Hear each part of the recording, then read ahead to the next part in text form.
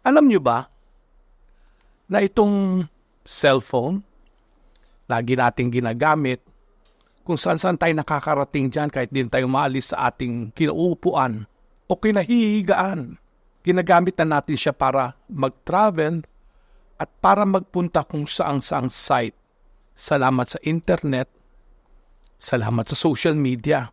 Pero alam nyo ba, meron din siyang kakayahang ilayo tayo sa Diyos. Nagiging idolo natin ito. A form of idol. Pag nawala sa atin, umiinit ang ating ulo, sumasama ang ating kalooban. At nagiging dahilan siya para sa marami, hindi na magdasal.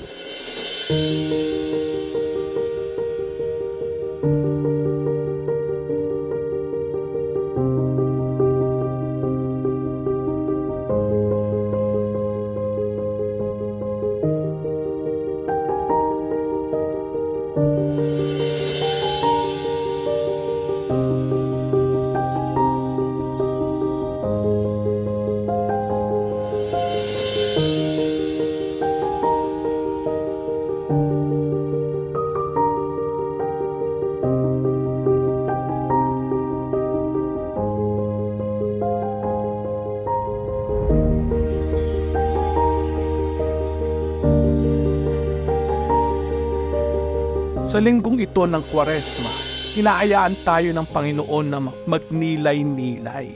Pinaalala sa atin na ang nangyaring exile ng Israel ay tila baga isang kaparusahan sa kanilang paglayo, sa kanilang pagmamahal sa tunay na Diyos.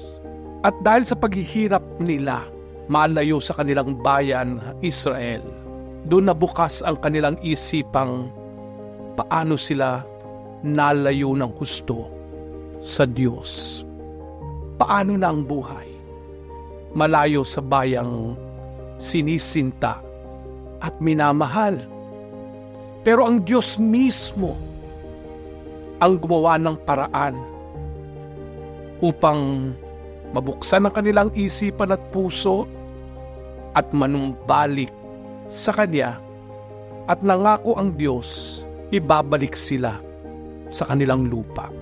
Ang Diyos na sinaktan, pero ang Diyos din na nagpatawad, at ang Diyos na nagbalik sa kanila sa lupang kanilang minamahal.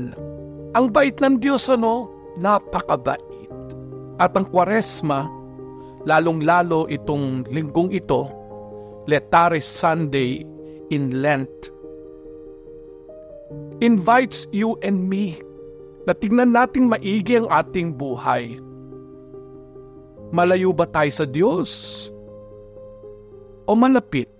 Ano ang naglalayo sa atin sa Panginoon? Napag-isipan na ba natin iyon?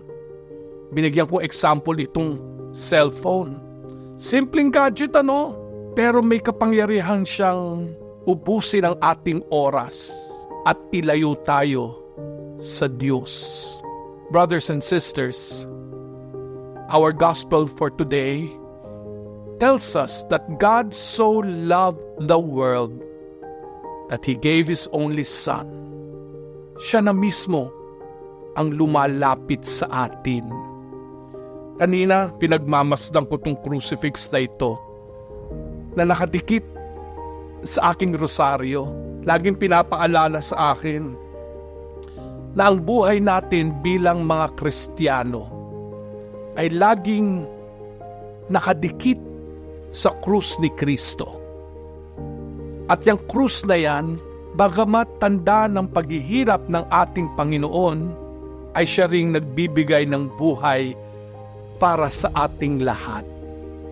Kaya nga, Laetare Sunday, Joyful Sunday, Hopeful Sunday.